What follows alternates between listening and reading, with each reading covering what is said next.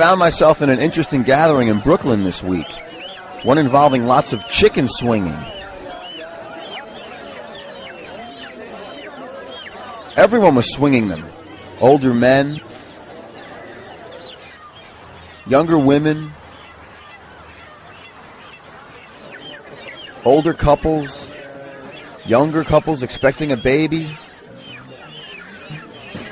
Parents waved them above their children. And of course you had young guys having a bit of fun. It was a surreal scene, and perhaps I should back up a bit. I was driving on Tuesday on Main Street in Queens when I saw a tent set up and a man waving a chicken over his children. It was Mati Lax, and he explained that this was called Kapparot, a custom observed by some Orthodox Jews before Yom Kippur, in which one's sins are symbolically transferred to a chicken. Each member of the family gets one, boy for a boy, girl for a girl. This is symbolic, and we sort of hand off our sins to the chicken, and the chicken loses its life instead of us.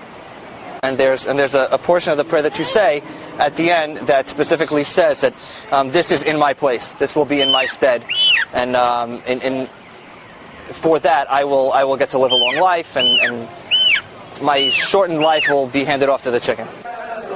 Mati told me I'd find a much busier Kapparot scene in Crown Heights. So I headed to 770 Eastern Parkway, the world headquarters of the Lubavitch movement of Hasidic Jews, who were devoted to the late Rebbe Menachem Schneerson. They directed me to nearby President Street, where tens of thousands of chickens had been brought in. Kapparot was just starting.